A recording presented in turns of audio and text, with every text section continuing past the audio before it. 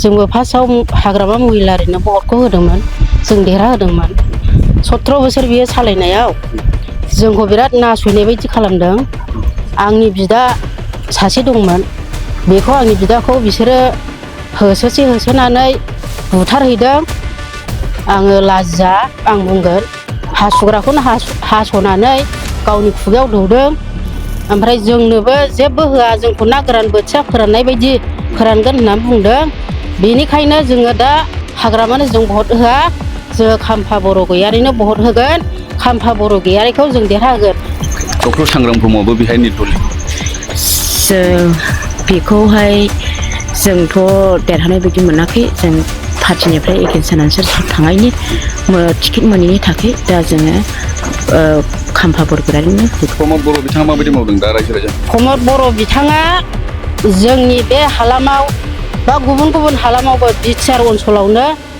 बे 5 बोसोराव बिराद मोजां खामानिखौ मावदों आरो बेयो बिराद मोजां खामानि मावनायखाय जोङो बेखौनो हामजायो आरो बेखौनो जोङो सापर्टबो होगोन जों बेखौहाय हाग्रामा महिलारिनो मानो भट होआ नोंथांमोन हाग्रामा महिलारि माने भट होआ माने बे एसे थगायसुला आरो मानसिया घमण्डी मोजां मावा जेबो मावाखै 17 बोसोराव जों ओरै भुगिनांदों जेबो मावाखै हानि सोमोन्दै जेबो मावाखै बरंसो होबथानायावसो दङमोन बेनिखायनो जों गासिबो दुखु मोननानै जों बे दोलोआव दङ 2025 मायथाइनि जि बिटिसि बिसायख'थि बेयो गेजेराव खुंजानो गोबाव सम गैलिया फैथि दाननि 22 अक्ट'खालिनो बिटिसिनि जि बिसायख'थि बियो खुंजागोन होननानै बिसायख'थि आय'गा जोंनो फोसावनानै होदों बेनिनो जोङो माखासे रायजो राजाफोरनिफ्राय बाथ्रा मिथिनानै लागोन नैबे जोङो दंफैयो नैबे चिरां जिल्लानि सिङाव थानाय 14 नं चिरां गुवारनि सिङाव थानाय नैबे लाइमुथि होननाय मोनसे बाजाराव जों मिथिगौ बेहाय इउपिपिएल दोलोनि हिसाबै खाम्फा बरगयारि बिथाङा बेहाय बिजाथि महरै दङ एबा केन्डिडेट महरै दङ आरो बेहाय बिपिएफ दोलोनिफ्राय हाग्रामा महिलारि बिथाङा बेहाय बिजाथि महरै गसंदों थामहिनबा बिथांमोना इउपिपिएल आरो बिपिएफ दोलोनि गेजेराव बादायलायगोन बिनिनो जोङो मोनसे समाव जों मिथिगौ खाम्फा बरगयारि होनोब्ला बियो बिपिएफ दोलोनि सासे गागि दैदेनगिरिमोन हाग्रामा महिलारि बिथांजों थानानै खामानि मावदोंमोन नाथाय नैबे 2025 बिसायख'थिनि जि बिसायख'थियाव जोङो नुनो मोन्दों खाम्फा बरगयारिया इउपिपिएल दोलोआव जगदान होनानै बियो इउपिपिएल दोलोनिफ्राय बिजाथि मोननानै बियो मोननै बियाबाव बियो बिजाथि महरै गसंदों देबोरगाव बियाब आरो नैबे 14 नं चिरां गुवार बियाब बे मोननै बियाबाव बिथांमोना हाग्रामा महिलारिजों खाम्फा बरगयारिया बादायलायदों आरो हाग्रामा महिलारियाबो खाम्फा बरगयारिजों बादायलायनायखौ जोङो बे समाव नारा नाथा जुजिलायनाय बा बिसायख'थि फोसावदिंनायखौ जोङो नुनो मोन्दों बे समाव बे बिसायख'थिखौ नोजोर बोनानै नैबे लाइमुथि ओनसोलनि रायजो राजाफ्रा सोर बिजाथिनो भट होगोन नैबेखौ आबुङै मिथिनो थाखाय नैबे बड'लेण्ड रादाबनि गेजेरजों नोंथांमोननो फोरमायनो थाखाय आङो नैबे जायगायाव दंफैयो आङो बे समाव मिथिना लागोन नैबे लाइमुथि ओनसोलनि रायजो राजाफोरनिफ्राय बे समाव आङो मिथिना लागोन बिथांमोना सोर बिजाथिखौ सायख'यो बिनिनो नैबेयावहाय जोंहा आदैमोन दङ बिथांमोननिफ्राय जोङो मिथिना लागोन गिबियावनो आदै गेजेराव बिटिसिनि जि बिसायख'थि बेयो खुंजानो गोबाव सम गैलिया 22 अक्ट'खालि खुंजागोन होननानै जोङो मिथिनो मोन्दों दा नोंथाङा सोर बिजाथिखौ सायख'नो लुबैयो बे ओनसोलनि थाखाय खाम्फा बरगयारि बिथाङा इउपिपिएलनिफ्राय बिजाथि हाग्रामा महिलारि बिथाङाबो बे 14 नं चिरां गुवाराव बिजाथि महरै गसंदों सोर बिजाथिखौ नोंथाङा साबसिन होननानै सायख'गोन बे समाव जोङो 14 जोंनि बिजाथिया इउपिपिएलनि दाराय खाम्फा सारानो जागोन जों खाम्फानि बादै रावखौबो सिनाया जों रावखौबो मिथिया खाम्फानो रुबिसाव मोजां मावलांगोन आरो बेयो देरहानाया 100% सियर जों बेखौहाय हाग्रामा महिलारिनो मानो भट होआ नोंथांमोन हाग्रामा महिलारि माने भट होआ माने बे एसे थगायसुला आरो मानसिया घमण्डी मोजां मावा बे 14 नं चिरां गुवाराव हाग्रामा महिलारिया गेलेफैदों बेयो फैदों फैनाया खिन्थु बेयो देरहानाय नङा माबायदि रेसपन्स मोनगोन बिथाङा रायजो रायजोफोरबो बारा रेसपन्स गैया बेनियाव बांसिन रेसपन्सआ जोंना दा बे हाग्रामा माबा खाम्फा सारनाव दङ आरोखि लाइमुथि ओनसोलनि थाखाय इउपिपिएल दोलोआ माबायदि मावदों लाइमुथि एरियायावथ' इउपिपिएलआ बिराद मोजां मावदों सिगांनि जे बडिनि मानसिफोरमोन बेयोमोन बेबो बिराद मोजां मावलांदों आरो दाबो देरहायोब्ला देरहानायाथ' सिय'रखा अरायबो जों मोजाङै मावलांगोन बेखौ आसा दं आरोखि बिपिएफ सरकार 17 बोसोर सरकार सालायदों बिथांमोना बे ओनसोलनि थाखाय माबायदि जौगानायनि खामानि मावदों जेबो मावाखै 17 बोसोराव जों ओरै भुगिनांदों जेबो मावाखै हा हुनि सोमोन्दै जेबो मावाखै बरंसो होबथानासो दङमोन बेनिखायनो जों गासिबो दुखु मोननानै जों बे दोलोआव दं आरो बे दोलनि दारैनो बे इउपिपिएलनि दारै जों दा हाखौ मोननो थांबाय थारमाने नोंथाङा खाम्फा बरगयारि बिथांनो भट होगोन आं बेनो भट होगोन थेंक इउ बिथाङा खाम्फा बरगयारि बिथांनो भट होगोन होननानै फोरमायदों हाग्रामा महिलारिखौ बिथाङा माखासे बाथ्रा बुंथिबाय आरो जोङो आद्रानिफ्राय जों मिथिना लाबोगोन नोंथाङा सोर बिजाथिनो भट होगोन थामहिनबा इउपिपिएल दोलोनि बिजाथि ना बिपिएफ दोलोनि बिजाथिनो नोंथाङा भट होगोन सानो आं गिबियावनो हामबाय होनदों जोङो बे लाइमथि ओनसोलावहाय जोङो दासान्दि जोङो इउपिपिएलखौनो लोब लोब भट होनानै देरहाहोनो जोङो थांगासिनो दङ मानो होनब्ला 17 बोसोराव बिपिएफआ सरकार दादोंमोनब्लाबो जोंनि लाइमथि ओनसोलाव जेबो मावनो हायाखैमोन ओमफ्राय दा जोंनि 5 बोसोर इउपिपिएल सरकार जानायजों लोगोसे लामा जाबाय खालबारफोर जाबाय बस खालबार हानि लेखा मोनबाय रेसन मोननो हाबाय जों रेसन मोनाखैमोन बेनि थाखायनो इउपिपिएलनो भट होगोन औ बेनिखायनो जों दा इउपिपिएलजोंनो लोगोसे खाम्फा बरगयारि इउपिपिएलनि जे बिजाथि बियो बिथांनो भट होगोन जोङो खाम्फा बरगयारिनो भट होनानै देरहाहोगोन बेयो खादां सांग्राङाबो बे ओनसोलनि नेतदल हिसाबै बेहाय बाहागो लादों बिथांनि सायाव मा बुंनो सानो सांग्रां ब्रह्मखौथ' जों दा मा होनबावनो बियो इउपिपिएलआवनो खामोन दा टिकेट मोननि हिसाबै बियो नेतदलआव दानो नागिरदों दा आंनि नुहुरनायावथ' पार्टि हिसाबै पार्टियावनो गावबागाव पार्टियावनो बयबो गोरोखा अब्ला पार्टिखौ नागारनानै बोरै नेतदलआव भट मोननो हागौ आरो एसे गावनि जाथि बाहागि थाफाग्रा एसे बेनि बादै बिथाङा भट मोननाय नङा होमब्लाबो बियो देरहागोनखौ आसा गैया हामबायसै बिथाङाबो फोरमायबाय गावनि साननायखौ बिथाङाबो इउपिपिएलनि जे बिजाथि बिथांनोनो भट होगोन होननानै फोरमायदों नैबे समाव मादैया बे समाव मैगं थाइगं फाननायखौ जों नुदों मादैनिफ्रायबो जों मिथिना लागोन मादै सोर बिजाथिनो भट होनो बिथाङा एबार आं सिगां प्रमद बर' साराखौ धन्यबाद होग्रोयो बेनि उनाव आं बे इउपिपिएलआवनो प्रमद बर'नो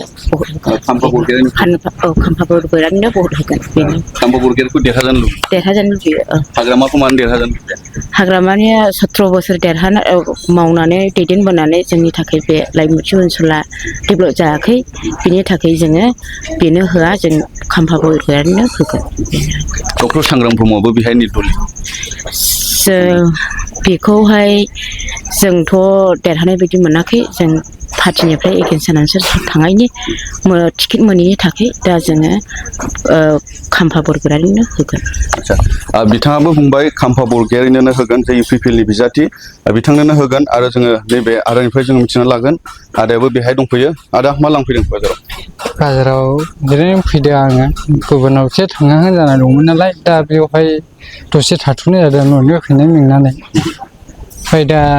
आंबो बे खाम्फा साराखौनो मोजां मोनना दं आरो खाम्फा सारखौनो मोजां मोनो औ मानो मोजां मोनो खाम्फा सारखौ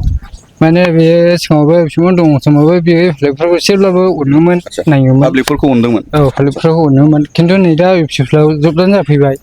जोंबो गोदोनिफ्राय जों इउपिपिएल आरो दाबो बे इउपिपिएलआवनो दं आंबो दा बेखौनो आंबो बे इउपिपिएलआव मोजां मोनो बे खाम्फा साराखौनो थिखांनो जोङो बेहाय जोङो माखासे रायजो राजाफोरनिफ्राय मिथिना लाबाय साथामसो बेहाय बाजाराव मैगं थाइगं बायनो फैनाय फाननो फैनाय रायजो राजाफ्रा बेहाय गावसिनि मोन्दांथिखौ फोरमायबाय मादै गेजेराव बिसायख'थिया खुंजानो गोबाव दिन गैलिया इउपिपिएल दोलोनिफ्राय खाम्फा बरगयारि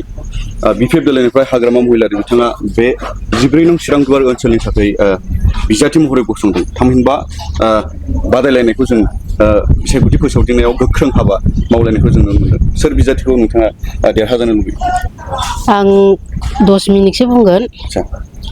आङो सिगाङाव जोंबो फार्स्टआव हाग्रामा महिलारिनो भटखौ होदोंमोन जों देरहाहोदोंमोन 17 बोसोर बियो सालायनायाव जोंखौ बिराद नासयनाय बायदि खालामदों आंनि बिदा सासे दंमोन बेखौ आंनि बिदाखौ बिसोरो होसोनानै बुथारहैदों आङो लाजिया आं बुंगोन हासुग्राखौनो हास'नानै गावनि खुगायाव दौदों ओमफ्राय जोङो मास मोनसे बायदिजोंसो लासखौ मोनदों आरो बेनिफ्राय गेजेर ससेयाव फैनानै साहानि खोलाहानि बेफोरबायदि बाथामना थगथा खुमब्रा जोगोनार बेफोरबायदि बुंलायनाय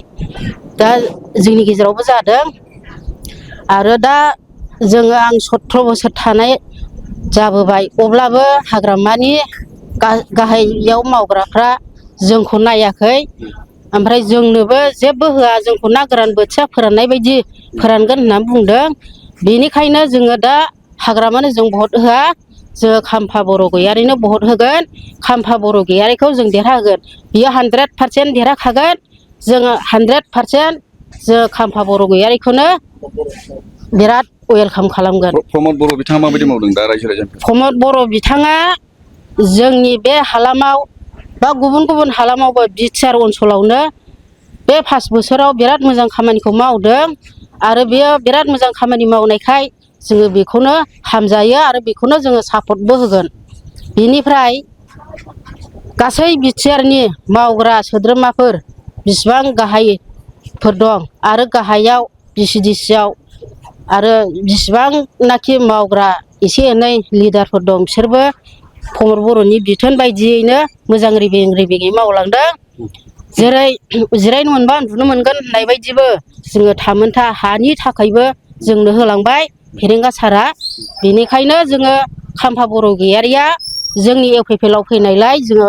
खाम्फा बर' गयारिनोनो भटखौ होगोन डक्टर सांग्रां ब्रह्मआबो नेटदलिम बिजाथि गथायबाय मा बुंगोन बेनि सायाव डक्टर सांग्रां ब्रह्मआथ' देरहाया बियो टिकेट मोनैनि एसे दुखु मोननानैसो थांदों नालाय बियो मालाबाबो देरहाया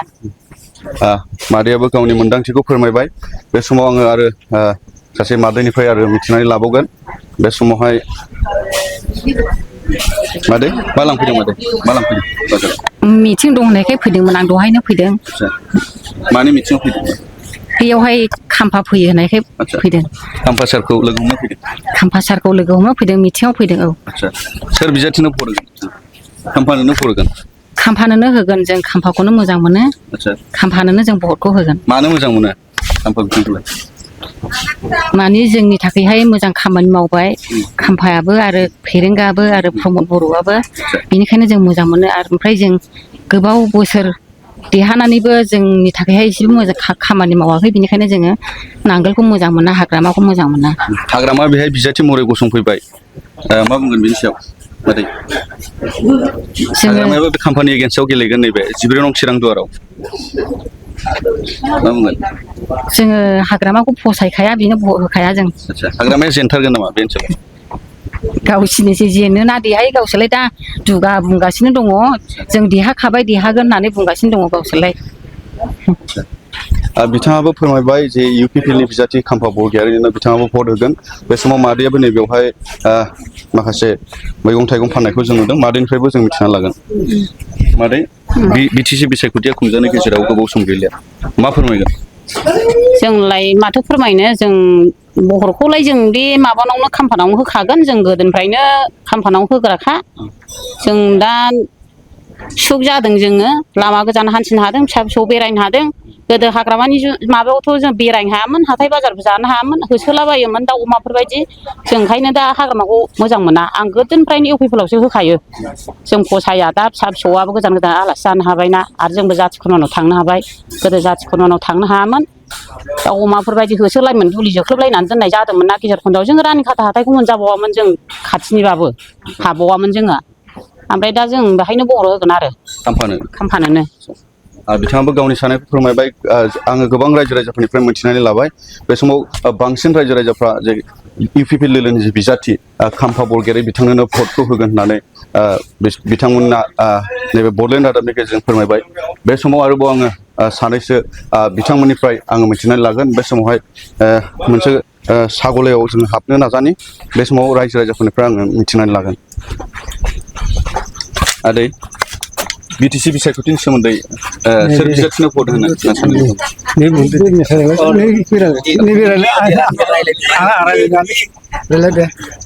सोर बिजाथिनो भट होगोन बिथांमोना इउपिपिएल दोलोनि बिजाथिनो होगोन ना हाग्रामा महिलारिनो भट बिथांमोना? थामहिनबा बेहाय हाग्रामा महिलारिया बिपिएफ दोलोनिफ्राय बिजाथि महरै नोंथांमोननि नैबे 14 नं चिरां दुवाराव फैदों। दा गिबियावनो दिनै आं बुंनो गोसो जादों जाहैबाय माने जोंनि बे 14 चिरां दुवाराव जोङो दिनै बे बिपिएफ सरखारानो माने खासथां सियर माने देरहागोन। दा जों बे बिपिएफ सरखारनोनो जोङो माने भट होनानै जों देरहासार खालामगोन आरो हाग्रामा महिलारिखौ। इउपिपिएल दोलोआ दायो सरखार सोलिबाय थादों, बिथांनो मानो भट होआ? दा बे इउपिपिएलनि दा जोङो भट होयैनि खारना जाहैबाय माने इउपिपिएल सरकारा दिनै जोङो जेबो माने खामानिखौ मावना होनो हायाखै। जोङो दालां लामा गासिबो माने बिसोरो मावनो आसनि लानायफोरखौ गासिबो मावनो हायाखै। दा बे हिसाबैनो जों दा इउपिपिएल सरकारनो जों भट होआ। दा जों बिपिएफ सरकारानो दिनै गासिबो माने फुराना 17 बोसोराव माने मोजां खामानि मावदोंमोन। दा बे मावनायनि थाखायनो जोंनो दा नांफिनगौ माने हाग्रामा सरकारखौनो जोंनो नांफिनगौ आरो। गोजोननाय थाबाय नोंथांनिसिम। बिथाङाबो गावनि साननायखौ फोरमायबाय। बिथाङा हाग्रामा महिलारि बिथांनो भट होगोन होननानै फोरमायदों। बे समाव आङो माखासे आरो रायजो राजाफोरनिफ्राय मोनथिनानै लाबावगोन। आं बे समावहाय मोनथिनो लागोन। मादै बहानिफ्राय फैदों मादै? आं बेयावनिनो लाइमुथिनिनो। औ। बिटिसि बिसायख'थिया खुंजानो गेजेराव गोबाव सान गैलिया, फैगौ 22 अक्ट'खालि खुंनांगौनि बाथ्रा फोसावदों। नोंथांमोना सोर बिजाथिनो भट होगोन? इउपिपिएलनि बिजाथि खाम्फा बरगयारि, बिपिएफ दोलोनि बिजाथि हाग्रामा महिलारि, सोर बिजाथिनो भट होगोन? आं खाम्फानो होयो। आं खाम्फाखौ मोजां मोनो। गोदोहाय ओरैबायदि जाबोबाय 18 बोसोर हाग्रामाया बिटिसि सलायबोबाय, गोबां बिमाफोरखौ जिनाहारि खालामबोबाय, गोबां स्टुडेन्टफोरखौ सिथारबाय खोमाबाय, गोबां मोजां मोजां मानसिफोरखौ दाउ अमाफोरबायदि होसो होसो सिथारदों। आंहा अन्थाइबारियाव सुखि सिखा बोरायनि फंबाय हाबा जानानै 3 मासल' जादोंमोन। दाउ अमा बादि माइबारियाव होसो होसो सिथारहैदों। आंनि निजिस' फंबाय असे, जोनोमगिरि फंबाय असे बिजय नाम, बेखौ आंनि फंबायखौ दरंआव थांनायाव लामायाव बेलथिफ्रा सिथारदों। आंनि फंबायनि सह'खौ जों गारनो मोनाखै, जों दासिमबो मोनाखै। गोबाव बोसोर जाबाय आरो जेबो अनसुंथाइ गैया। बेनिखायनो आङो दानि खाम्फा आरो रन्जित सारखौ जों मोजां मोनो। आं बिसोरनो भटखौ होगोन। गोजोननाय थाबाय। मादैयाबो गावनि साननायखौ फोरमायबाय। मादैया इउपिपिएल दोलोनि बिजाथि बिथांनोनो होबाय। आरो आङो बे समाव आदैनिफ्राय आङो मिथिना लाबावगोन। आदै, नोंथाङा सोर बिजाथिनो भट होगोन एबार? जों बर्थमान जोङो इउपिपिएल हिसाबै जोङो खाम्फा सारनोनो जोङो भटखौ होगोन। खाम्फा सारनो मानो होगोन? खारन जों बिखौ मानसि हिसाबै जोङो गोदोनिफ्रायनो 17 बोसोर बिथाङा बिटिसिखौ डेपुटि चिफ हिसाबै सालायदों। खिन्थु सैथो नोजोरजों गावनि नोजोरजों बियो दैदेनदोंमोन। बेखौ जोंनि माने मेम'रियावहाय दङ। दा ओंखायनो जोङो बिथांनि बे दैदेननायखौ जोङो गोसोखाङोब्ला माने एसे जोंनि माने माखासे बिथांनि सायावहाय जोङो माबायदि मदद होनांगौ, माबायदि सहाय होनांगौ, बेखौ जोङो होगासिनो दङ। बेखौ गोसोखांनानैनो हयथ'बा बिथाङा जोंनि इउपिपिएलआव फैबाय। दा इउपिपिएलखौ मोजां मोननानै, दोलोखौ मोजां मोननानै दा बिथाङा गासै सिगाङाव भुल मावनाय भुलफोरखौबो बिथाङा सुद्रायनानै लाबाय आरो इउपिपिएलआबो सुद्रायबाय। औ, क्षमा खालामबाय। जोङो अनलायनायनि गेजेरजों जोङो दा बिथांखौ केन्डिडेट हिसाबै हरबाय जोंनि 14 चिराङावहाय। दा जोङो बिथांनोनो गोथार गोसोजोंनो जोङो भट होनानै जोङो बिथांखौ देरहाहोगोन आरो बिथांनि दारै जोङो दैदेनजागोन आरो। हाग्रामा महिलारिनो बिथांनो मानो भट होआ? जों बिथांनि नोजोराथ' सिगांनिफ्रायनो एसे गाज्रि नोजोर आरो बिथाङा माने दैदेनदोंब्लाबो 17 बोसोर दैदेनदोंब्लाबो मोनफ्रोमबो बिथिङावनो बिथाङा गोरोन्थिखौ जोङो नुबाय थादों, बिथांनि दैदेननायखौ। दा ओंखायनो बिथांनो जोङो भट होआ। 17 बोसोरावबो जोङो भट होबोखायाखै दिनैसिमबो। दा खाम्फा सारा फैनायजों लोगोसे बिथाङा जोंखौ अननानै फैनायजों लोगोसे जों बिथांनोनो जों भटखौ होगोन आरो। थेंक यू हामबायसै आदैयाबो गावनि साननायखौ फोरमायबाय बे समाव आङो सानैसो रायजो राजाफोरनिफ्राय आङो मोनथिनाय लाबावगोन र' आदैनिफ्राय आं मोनथिनो लागोन आदै मा लादों माइरं माइरं औ बहानिफ्राय फैदों आदै आंनिबो लाइमुथिनिफ्राय लाइमुथिनिफ्राय बिटिसि बिसायख'थिया गेजेराव खुंजानो गोबाव सान गैलिया सोर बिजाथिनो फरायगोन UPPL नि बिजाथिनो होगोन ना हाग्रामा महिलारि आंथ' गोदोनिफ्रायनो UPPL होग्राखा UPPL औ मानो होयो UPPL आव मा गायथे UPPL आवनो होयो औ बिथाङाबो फोरमायबाय गावनि साननायखौ UPPL नि बिजाथि खाम्फा बरगयारिनो बिथाङाबो होगोन बे समाव आङो सानैसो गुबुन हारिनि जे बर'नि अनगायै गुबुन हारिनि सुबुंफोरा बे लाइमुथि ओनसोलाव गला होनानै जाफैदों बिथांमोननिफ्रायबो जोङो माखासे बाथ्राखौ मिथिनानै लागोन आपनि क'रपरा है আমি রুনিখাতা পড়াইছি দুর্নিকতা এটা নির্বাচন তো বেশি দিন নাই 22 তারিখ নির্বাচন তো 22 তারিখ পরে আছে কাক ভোট দিব বলে বাবা আপনি এটা তো আমি এটা তো প্রাইভেট না এটা তো এটা গম খবর তো না খবর UPPL এর পৰা খাম্পা বৰগয়াৰী এটা তো জানো হাগ্ৰামা মহিলাৰী এটা তো জানো এটা জানো কাক ভোট দিব এটা এটা আমি খবর না আচ্ছা बिथाङा गावनि साननायखौ फोरमायाखै बिथाङा दासिम सेक्रेटआव दोनबाय थादों आरो बिथांनिनो बेहाय गला होयो बिथांनिफ्रायबो आं मिथिना लागोन क'रपरा आइसे रानिखाता কিমান বছৰ হ'ল দোকান কৰি 3 বছর 3 বছৰ কেনেকুৱা চলি আছে বৰ্তমান ভালে চলে বেয়া নচলে মিডিয়াম চলে আচ্ছা নিৰ্বাচনটো আহি আছে মানে 22 তাৰিখত হ'ব নিৰ্বাচনটো কাক ভোট দিব বুলি এটা আমাৰ খবৰ নাপাৰো আচ্ছা बिथाङाबो बुंनो हाया होननानै फोरमायदों गोबां रायजो राजाफ्रा UPPL नि बिजाथिनो भट होगोन होननानै फोरमायदों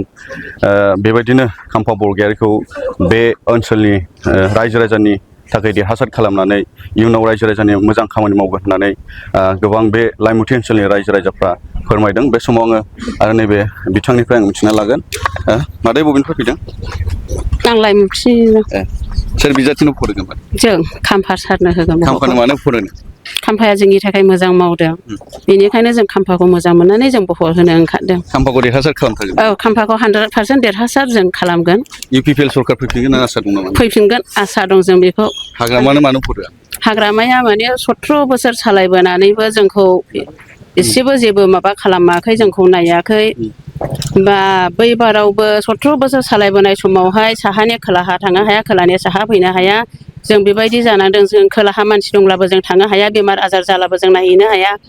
जों जब्रा जन्था जालाबो जों हस्पिटालफोर गेदेरफ्राव लांनो हायाखै जोंनि मानसिफ्रा गोबाङानो थैनानै थांदों न'खरनिफ्राय दाउखा सिला हस्पिटाला बेबायदि माबा बासा लाजोबनाय जादों बेनिखायनो जों हाग्रामानो भटखौ होआ जों खाम्फासारखौ जों भट होनानै देरहासार खालामगोन बियो जोंनि चिराङाव 100% दाथ' नोंथांमोना हानि लेखाबो मोनबाय होननानै औ जों हानि लेखाखौबो मोनबाय सार फेरेंगानि अननायाव सार प्रमदनि अननायावहाय जों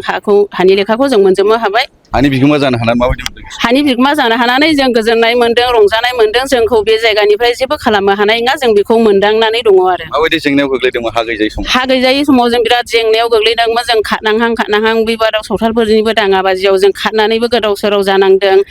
बेनिखायनो जों दा हानि लेखा मोननायजों लोगोसे जोंनि गोसोआव रंजानायजों जों खुसियानो उसिफावनाय लाख'नो हायि जों खुसि जानानै दङ खाम्फा बरगयारिनो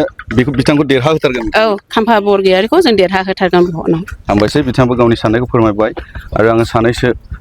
रायजो राजाफोरनिफ्राय बे समाव मोनथिनानै लागोन बे समाव बिटिसि जि बिसायख'थि बेयो गेजेराव खुंजानो गोबाव सान गैलिया फैगौ 22 अक्ट' खालि खुंजागोन होननानै जोङो मोनथिनो मोन्दों सोर बिजाथिनो भट होगोन नोंथांमोन आं UPPL आव भट होगोन मानो भट होगोन मानो भट होगोन होनना बुङोब्ला माने जोंनि थाखाय माने बिराद मोजां खामानि मावदों प्रमद बर' सार आरो फेरेंगा सार जों जेराव 17 बोसोर जोंनि बे हाखौ जों मोनाखैमोन बिनि थाखाय माने बे हाखौ जोङो फेरेंगा सार आरो प्रमद बर' सारनि अननायाव जों बे हाखौ मोननो हाबाय बिनि थाखायहाय जों UPPL सरकारनो जों प्रमद सारनो जों भटखौ होगोन हाग्रामा महिलारिबो बेहाय गावखौ देरहागोन होननानै बुंबाय थादों दाख्लै थांनाय माखासे सान्थिफुराव बिथाङा फैदोंमोन बे समाव बिथाङा बुंदों जे BPF दोलोआ सरकार दागोन थामहिनबा बेहाय हाग्रामा महिलारिया गावनो गेलेगोन गमामायै बिथाङा गेलेफैबायबो बिथाङा देरहागोन आरो बिथाङाथ' हाग्रामायाथ' मालाबाबो देरहानो हाया जोंनि बे 14 नं चिरां दुवाराव मालाबाबो फेरेंगा जायखिया बिजाथि फैया माने रावबो देरहानो नङा जोंनि दायो जोङो खाम्फासाराखौ जों मोननो हाबाय जे खाम्फासारानो 100% 100 देरहागोन डक्टर सांग्राम ब्रह्मआबो बेहाय बे 14 नं चिरां दुवारनिफ्राय निदुलि महरै बिजाथिलाय गथायबाय मैया बेबोथ' देरहानो हाया बेयो मथा मथि 100 200 जाय बेबायदि माने बहनाखौ मोनगोन अब्लाबो बियो माने जिबनावबो मालाबाबो देरहाया बेबो जेनगोन आच्छा बिथाङाबो गावनि साननायखौ फोरमायबाय डक्टर सांग्रां बिथाङाबो बे ओनसोलाव 14 नं चिरां दुवाराव निदुल हिसाबै बिजाथिलाय गथायदोंमोनब्लाबो बिथाङाबो गोबां रायजो-राजाफोरा बिथांनि सायाव फोरमायबाय बिथाङाबो देरहानो हाया आरो जे हाग्रामा महिलारि जे बिपिएफ दोलोनि जे बिजाथि बा आफादगिरि बिथाङाबो बेहाय 14 नं चिरां दुवारावहाय गेलेफैदोंमोन बिथाङाबो बे 14 नं चिरां दुवारनिफ्राय देरहासार जानो हाया होननानै गोबां रायजो-राजाफ्रा फोरमायदों आरो नैबे समाव बे लाइमुथि ओनसोलनि रायजो-राजाफोरनिफ्राय जों बांसिनै इउपिपिएल दोलोनि जे बिजाथि खाम्फा बरगयारि बिथांखौ देरहासार खालामनो थियारि जानायखौ जोङो बे समाव नुनो मोनदों दिनैनि बे रायजो-राजाफोरनिफ्राय मोगा-मोगि लानाय हाबाफारिखौ बे समावनो दोनथ'नाय जाबाय गोजोन्थों